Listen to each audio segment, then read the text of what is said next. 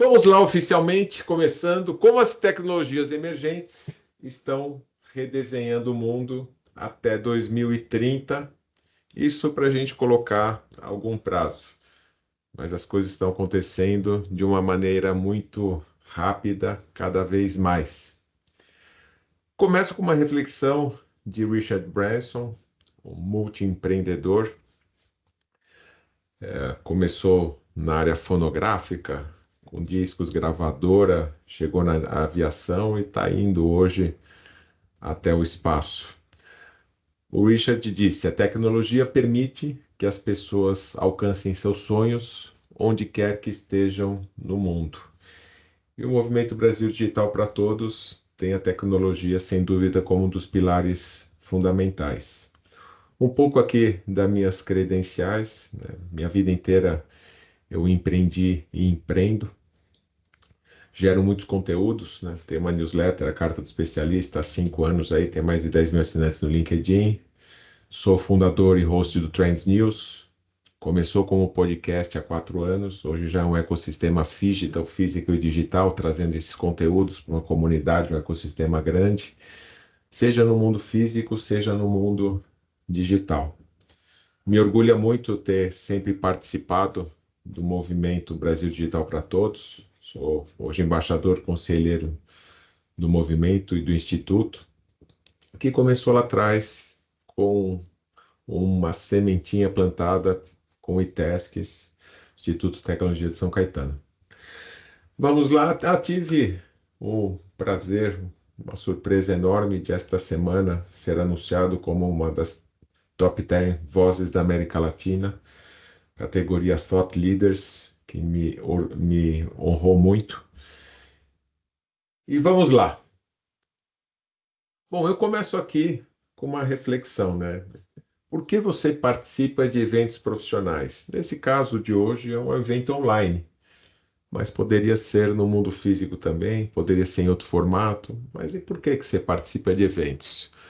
Networking, aprendizado, negócios, inspiração, experiência, diversão, tendências. Eu acho que muitas vezes o foco é um, muitas é outro, mas eu quero explorar aqui um pouco a questão de tendências. Como a gente está falando de 2030, o que vai acontecer nos próximos anos, por que estudar tendências é importante?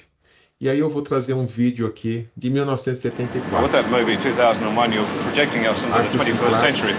I brought along my son Jonathan, who in the year 2001 will be the same age as I am now. Maybe he will be better adjusted to this kind of world that you're trying to portray. The big difference when he grows up, in fact, if we wanted to wait for the year 2001, is that he will have in his own house, not a computer as big as this, but at least a console through which he can talk to his friendly local computer and get all the information he needs for his everyday life, like his bank statements, his theater reservations, all the information you need in the course of living in a complex modern society. This will be in a compact form in his own house. He'll have a television screen like these here and a keyboard, and he'll talk to the computer, get information from it, and he'll take it as much for granted as we take the telephone. I wonder though, what sort of a life would it be like in social terms? I mean, if our whole life is built around the computer, do we become a computer-dependent society and computer-independent individuals? In some ways, but they'll also enrich our society because it'll make it possible for us to live really anywhere we like. Any businessman, any executive could live almost anywhere on Earth and still do his business through a device like this. And this is a wonderful thing. It means we wanted to be stuck in cities, we better live out in the country or wherever we please, and still carry on complete interaction with human beings as well as with other computers.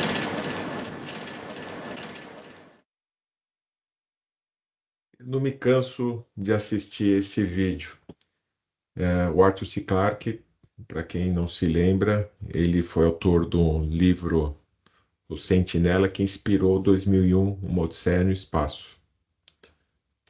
E aí, voltando às questões de tendências, né? Então, ele foi um cara que, demais, ele estudou as tendências, ele olhou para futuros.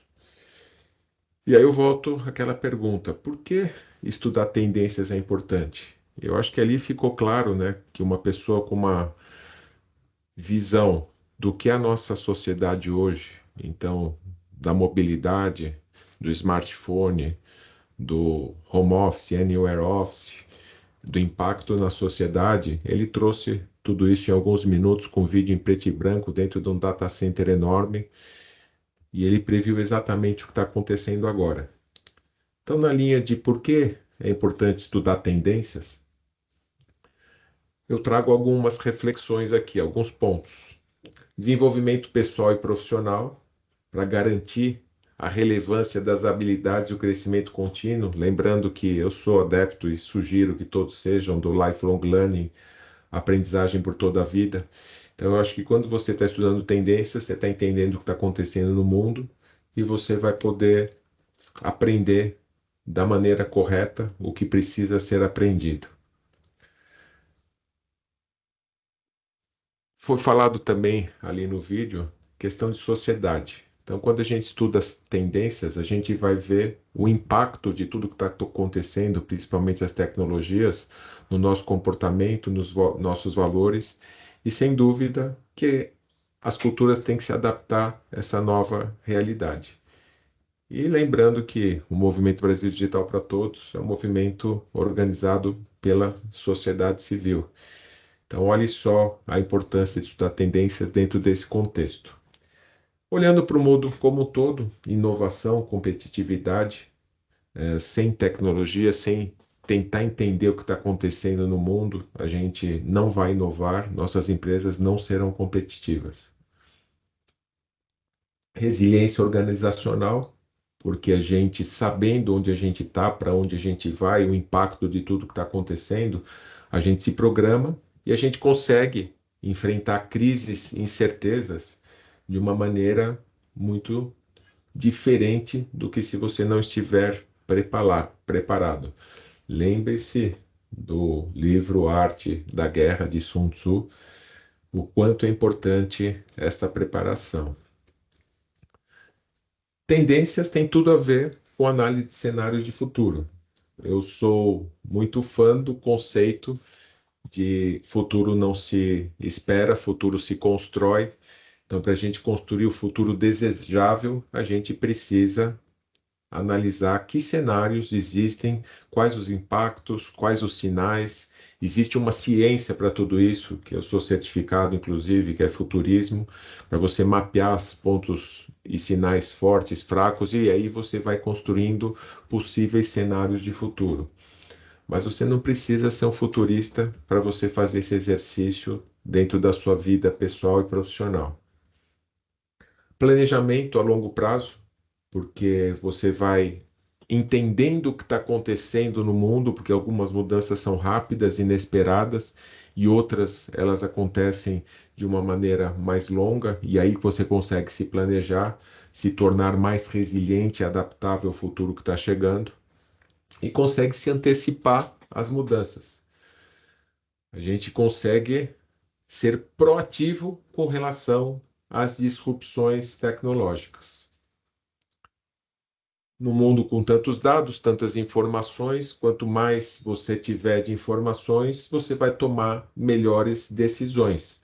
Você vai se permitir ter melhores decisões mais estratégicas baseadas em dados, não em sentimentos empíricos.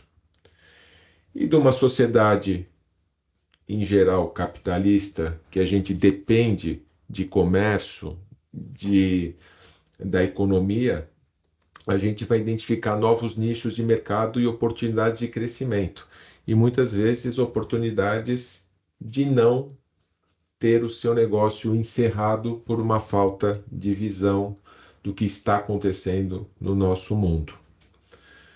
A gente sabe do impacto do que tudo que está acontecendo nas questões de sustentabilidade, responsabilidade social, no próprio Movimento Brasil Digital para Todos, a gente fala do alinhamento com o ESG. Então, a gente, dentro desse todo o contexto, tem que alinhar nossas estratégias tecnológicas com práticas sustentáveis e éticas para que o nosso mundo possa existir e a gente conseguir, de uma maneira equilibrada, a gente viver pessoal, nossas empresas e no mundo, que a gente não tenha que fugir e ir para Marte, como se estuda por aí.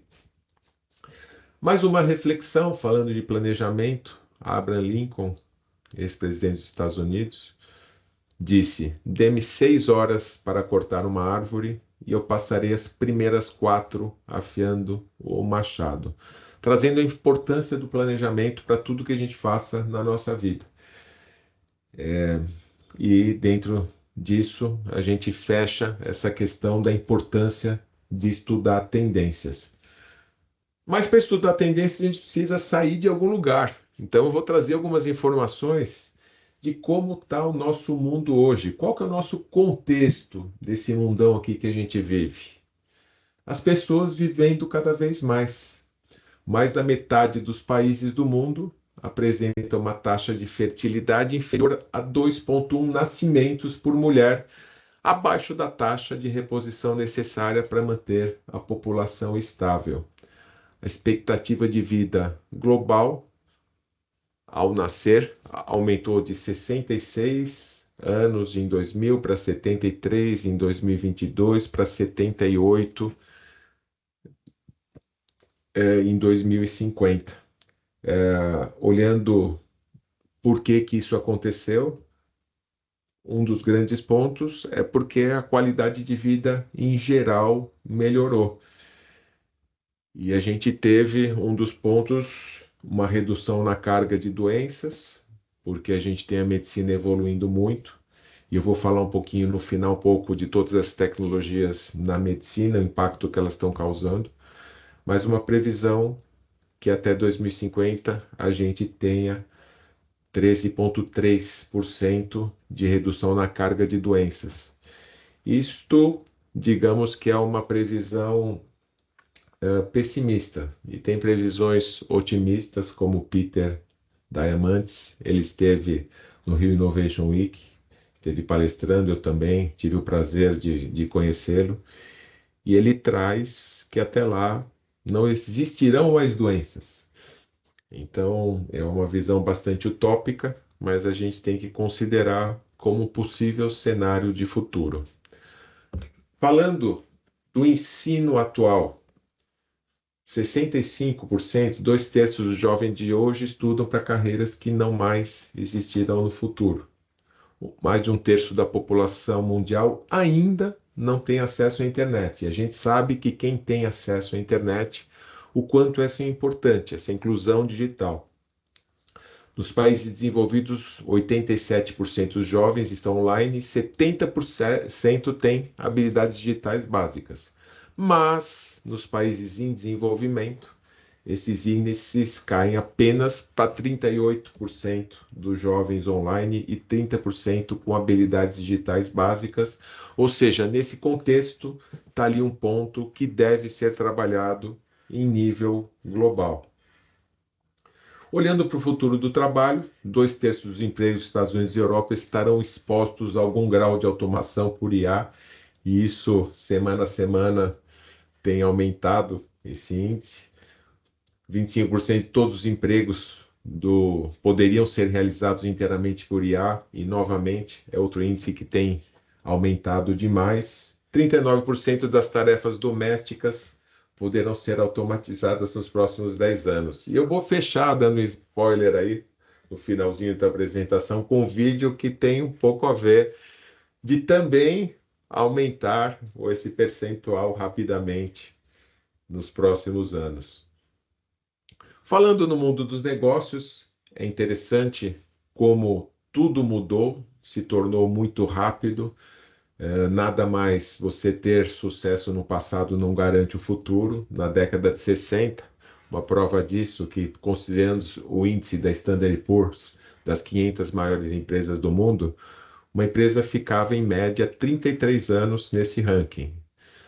Na década de 90, reduziu para 20 anos. Atualmente, essa média está sendo reduzida para apenas 10 a 12 anos, e é previsto que nos próximos 10 anos, metade das empresas deste ranking será substituída.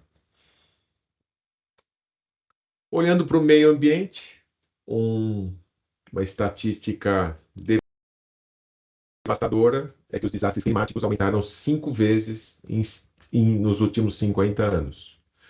E olhando para o futuro, com todas as questões relacionadas principalmente à inteligência artificial, devido aos data centers, a quantidade de consumo de energia elétrica e água só por Microsoft e Google, vocês estão vendo algumas das estatísticas por aí, são surreais. Então, o mundo está sendo impactado de uma maneira positiva por muito da inteligência artificial, mas tem os efeitos colaterais que precisam ser contidos. E energia e água é um deles. Mas vamos falar do que eu acredito e olhando sempre para o mundo utópico, não para o mundo distópico. As tecnologias, efetivamente, elas são pilares de sustentação da nossa vida, porque elas estão revolucionando a maneira como a gente vive, como a gente trabalha, diversos aspectos das nossas vidas diárias. A gente tem os assistentes virtuais cada vez mais inteligentes. Eles eram reativos, agora eles estão passando a ser proativos e também preditivos em muitos casos, com recomendações personalizadas, com ações que a gente não imaginaria que eles estivessem já fazendo. E cada vez mais essas tecnologias estão integradas de uma maneira muito transparente em nossas rotinas diárias, melhorando nossa conveniência e eficiência. Por outro lado, não existe só o lado bom, a nossa dependência tecnológica. No Brasil, se gasta mais de 9 horas e meia por dia olhando para a tela do smartphone. A média mundial é de 6 horas e meia. E a gente é tão dependente que um tempo atrás teve uma falha no software de segurança, um antivírus da CrowdStrike, que deu pane no mundo inteiro. Os voos pararam, muita coisa parou, e isso demonstra a dependência e uma fragilidade dos nossos sistemas tecnológicos. A gente vê em muitos filmes de ficção isto acontecendo. E quando eu falei de futurismo, a gente estuda muitas projeções de futuro através dos filmes de ficção científica, porque ali você faz projeções de futuros possíveis. Uma questão que eu gosto muito e que eu vejo que a gente deve olhar isso com carinho é que cada vez mais a tecnologia nos permite ser seres humanos aumentados. A tecnologia, ela já ampliava e agora está ampliando cada vez mais as nossas capacidades humanas. A gente passa a ser, talvez, super seres humanos com novos poderes. Lembrando que ser humano aumentado já era com óculos, já era um ser humano aumentado. Com celular já é com aumentado. Imagina com uma série de implantes que estão vindo, medicamentos que podem aumentar capacidades cognitivas, próteses avançadas, exoesqueletos, interfaces cérebro-computador, os BCIs, que permitem controle direto de dispositivos por pensamento. Implantes de todos os tipos, como marca-passos e outros implantes que nos realmente transformam. E esse conceito de ser humano aumentado é a nossa realidade para daqui para frente. Zygmunt Bauman, um filósofo polonês, disse: os tempos são líquidos porque tudo muda tão rapidamente. Nada é feito para durar, para ser sólido. Ele disse isso século passado. Imagina se ele estivesse vivendo hoje em tempos com essa velocidade exponencial de mudança. Entrando numa visão bastante prática, eu vou trazer as tecnologias mais impactantes daqui para 2030. E quais as tecnologias, porque são muitas, que estão moldando o mundo, que estão transformando os seres humanos em seres humanos aumentados, que estão fomentando inovação e ajudando a enfrentar desafios globais. A primeira, não dá para ser diferente, eu vou começar com ela, depois eu volto para ela, é a inteligência artificial. que ela está há muitos anos no mercado, mas há 2 anos que ela veio com uma força absurda a partir do momento que ela se tornou acessível por qualquer ser humano a partir do ChatGPT e depois as outras inteligências artificiais conhecidas como LLMs. Daqui para frente, eu vejo a IA como a nova eletricidade, que a eletricidade, quando foi inventada, ela era manchete dos jornais, depois ela sumiu, apareceu o motor elétrico, o rádio, a televisão, a luz, e ninguém mais falou eletricidade, mas ela é a base de funcionamento de tudo. O mesmo paralelo vale para IA. Hoje todo mundo fala IA, muda o nome da empresa para IA, as soluções são IA, só que daqui a pouco a IA vai desaparecer e como eletricidade vai ser base de tudo.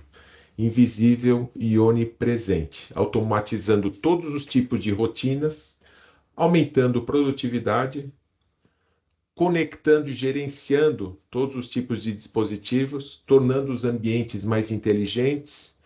Quando a gente fala de cidades mais inteligentes, a gente vai ter maior segurança, melhor mobilidade. E apesar de ter a questão de ela consumir recursos naturais, ela bem aplicada também pode trazer soluções e fazer uma melhor gestão desses recursos naturais. A IA vai cada vez mais interagir com os humanos, analisando os sentimentos, ajudando a tomar decisão e muitas vezes tomando decisão pelos próprios humanos. Outras tecnologias.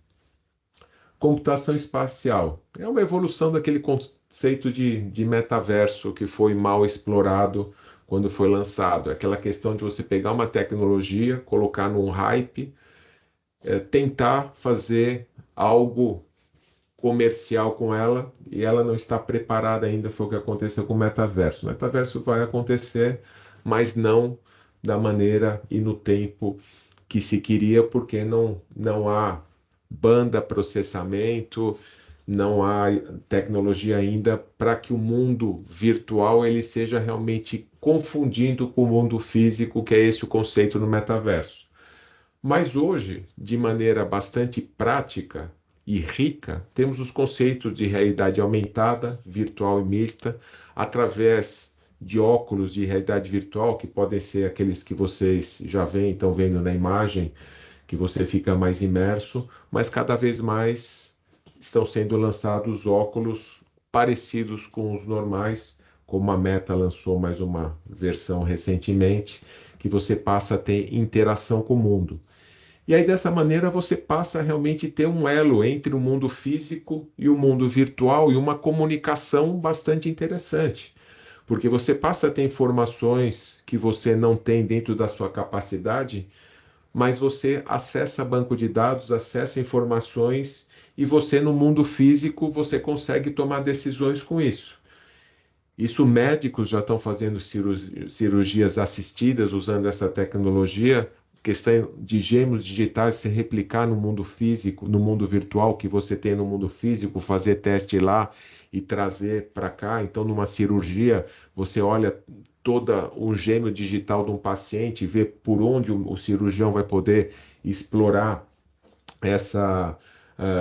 o melhor corte, a melhor sutura, e isso de uma maneira bastante rica e acontecendo em tempo real. A educação sendo transformada com todos esses recursos, a parte de esportes também, cada vez mais os e-esportes, esportes que estão no ambiente virtual, eles estão sendo mais valorizados com experiências virtuais de realidade mista. Então existe uma tendência de a gente conseguir assistir um jogo de futebol de longe com a sensação de você estar no campo, no estádio, cada vez mais. Ou se você estiver no estádio, você utilizando óculos e você vendo estatísticas, aquele jogador correu mais tanto, ele foi mais técnico, chutou tantas bolas, isso você tendo o teu dispositivo ali. Nem vamos falar do que o potencial na área militar disso acontecer. Sabemos ali que a guerra entre Rússia e Ucrânia, Israel-Palestina, utilização de drones, inteligência artificial, robôs está acontecendo de maneira clara. A revolução do varejo, ChatGPT essa semana lançou uma parceria com o Walmart, então você vai poder, direto do ChatGPT, já conversar com o Walmart e ter os produtos na sua casa. Então, uma revolução bastante grande. Dispositivos conectados à internet das coisas. Então, quem hoje não tem um smartwatch, né, e outros tipos de sensores, os anéis que ficam fazendo todos os tipos de monitorações, biomarcadores do corpo. E quando a gente olha para a agricultura, sensores nas plantações, sensores de temperatura, água, pressão, monitoramento de catástrofes, veículos, rastreamento. Então, todos os dispositivos hoje ficando conectados, sejam dispositivos do nosso mundo, sejam das pessoas, e gerando dados. Então, é muito importante entender que os dados, eles não só adianta você ter a geração de dados em volume, mas você precisa organizá-los de uma maneira coerente. Então, existem vários tipos de arquiteturas de organização de dados que devem ser consideradas para quê? Para quando você desenvolver uma solução de inteligência artificial e conectar nesses dados, eles estejam bem estruturados para você ter um resultado muito melhor. Web3, as pessoas não têm mais ouvido o conceito de você ter a internet descentralizada. A Web 2 é essa web que a gente vive hoje, que Google, Microsoft, Facebook, Meta comandam toda a internet. E a Web 3 é o conceito de você passar a ser dono dos seus próprios dados, de você fazer com autonomia a gestão dos seus perfis. É algo que existe um conflito muito grande entre quem está comandando o mundo hoje e todo mundo que gostaria que fosse diferente. Mas é uma tecnologia importante para ficar no radar. Ela tem acontecido e sendo viabilizada em nichos, e em algum momento eu acredito que possa haver essa virada de jogo. A Web3, ela é, inclusive, esse contexto, porque é baseada em uma tecnologia chamada blockchain, ela traz algo muito importante, que é a tokenização de ativos. Então, hoje você, em vez de pensar em cartórios, em documentos, você consegue utilizar tokens para você representar um ativo do mundo físico. E cada vez mais isto está sendo utilizado. Então, é uma das maneiras de você explorar mais a Web3. E um tipo de token é o dinheiro digital. Então, se fala o Bitcoin é a moeda mais famosa, mas Brasil com Drex, então existem todos os tipos de moedas. E lembrando que, vamos lá, né, dinheiro em papel, mesmo não considerando blockchain e smart contracts e tudo isso, o dinheiro já é digital, né? Se a gente quiser, todos quiserem ir ao banco sacar o que tem nas contas, não vai ter papel suficiente para isso.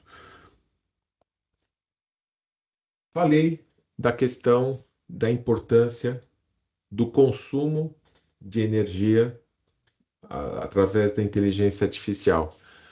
Por outro lado, a gente tem cada vez mais o desenvolvimento de energias renováveis. Pela primeira vez no mundo, a quantidade de energia elétrica produzida a partir de fontes renováveis está superando a produção de usinas movidas a carvão. E a China, que vai comandar o mundo, não há dúvidas, eu não tenho, pelo menos em relação a isso, não estou fazendo julgamento se é bom ou ruim, mas que vai. Ela está investindo cerca de US$ 1,5 bilhão numa dessas tecnologias, que é a fusão nuclear, diferente da fissão nuclear, que é o que a gente tinha nas usinas de Angra e outras. É uma energia mais limpa. E eles estão investindo quase o dobro do orçamento americano e tende a superar toda a capacidade dessa energia de Estados Unidos e Europa juntos em 3 ou 4 anos. Falando ainda de energia, com este mundo com essa necessidade de inteligência artificial, provavelmente os próximos donos do mundo vão ser aqueles que tiverem maior poder de produção de energia. A China está olhando isso. Outra tecnologia muito importante, impressora 3D, novos materiais. Você pode produzir desde prédios inteiros, próteses, implantes, até as bioimpressoras, com alimentos, com materiais, com células, com nanomateriais. Então, é uma das tecnologias que está crescendo muito e vai evoluir demais até 2030. Outro ponto fundamental, biotecnologia e edição genética. No Trends News, nosso podcast, que quem quiser se junte a nós toda sexta-feira das 8 às 9 a gente transmite ao vivo nos canais Trends News Talks, mas fica disponível.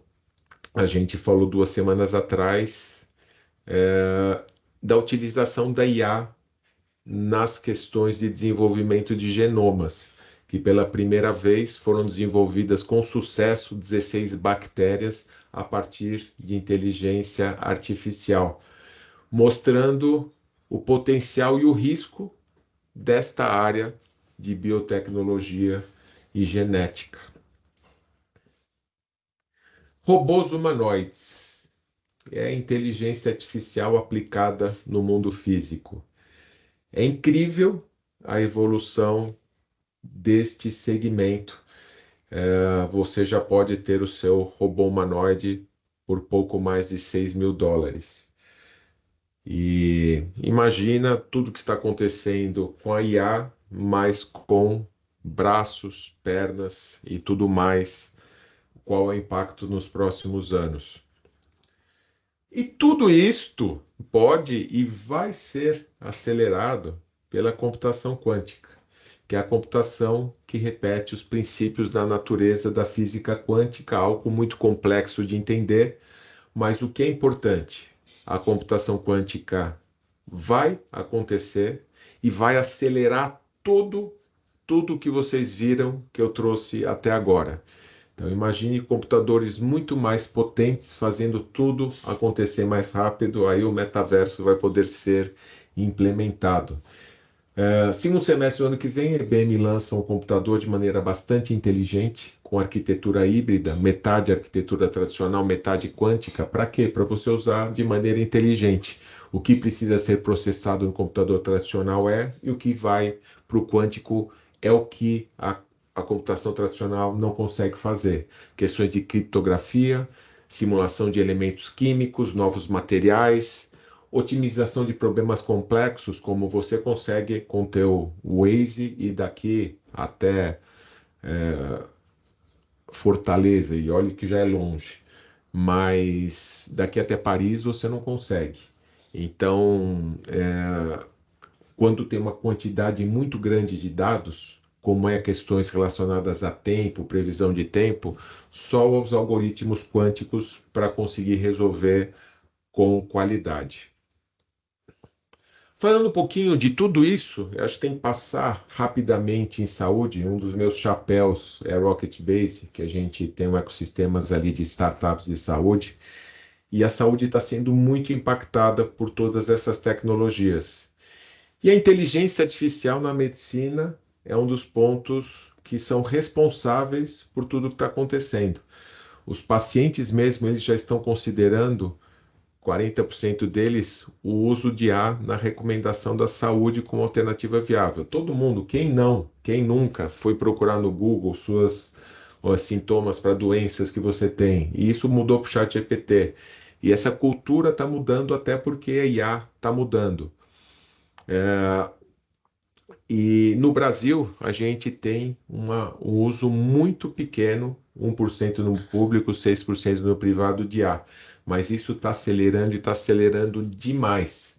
Tem soluções disruptivas sendo implantadas em hospitais brasileiros hoje.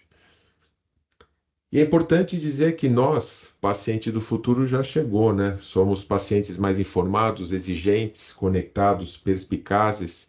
é aquela questão de você já chegar para uma consulta com seu autodiagnóstico, né, de você já chegar preparado e até discutir com o médico no mesmo nível o que seria um possível tratamento.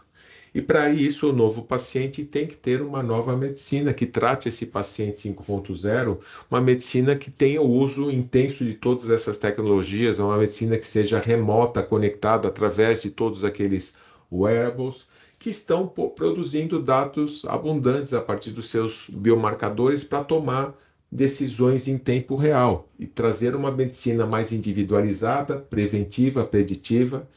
E é lógico que num contexto de investimentos altos, aquela cultura de resultados que os fundos trazem para os hospitais, para as operadoras, mas por outro lado, a gente aumenta o potencial de inclusão e de escalar o atendimento médico. E aí eu trago, né, uma reflexão aqui para vocês, né? Quem não é da saúde, mas viu tudo isso, e o seu setor? Como ele está sendo impactado por tudo isso que está acontecendo? Você está estudando as tendências? Você está mapeando os sinais? Você está fazendo o que para liderar a transformação? Ou pelo menos para influenciar essa transformação na sua organização? Eu digo que antecipar-se para o futuro exige ir além do estudo das tendências. A gente tem que abraçar o desconhecido, tem que mudar as formas antigas de pensar, desenvolver sempre a curiosidade e, principalmente, sendo coerente com tudo que eu trouxe, criar hoje aquilo que queremos para o amanhã. E eu fecho com um videozinho desta semana, 5 minutinhos, do lançamento deste robô humanoide na vida doméstica. Quem não assistiu, por favor, assista.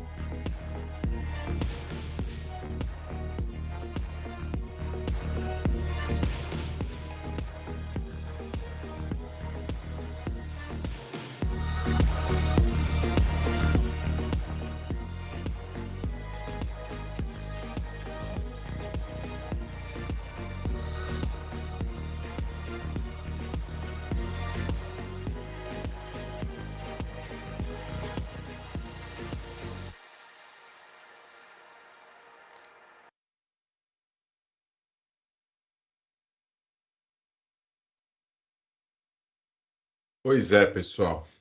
Como diria Peter Drucker, a melhor maneira de prever o futuro é criá-lo. A gente começou com aquele videozinho em preto e branco, terminou com esse dos robôs humanoides. E eu convido vocês a criar um novo futuro juntos. Estou à disposição. Nosso Trends Newscast está ali em todos os canais. Quem quiser tem um QR Code para entrar na nossa comunidade. A gente, além de produzir os conteúdos, a gente tem uma comunidade para a gente continuar as trocas a partir do que a gente traz, sempre com as últimas novidades e tendências do nosso mundo em transformação digital. A minha carta de especialista, mais de 250 edições em 5 anos, tem neste momento mais de 10 mil assinantes no LinkedIn. Convido vocês também a assinarem. E agradeço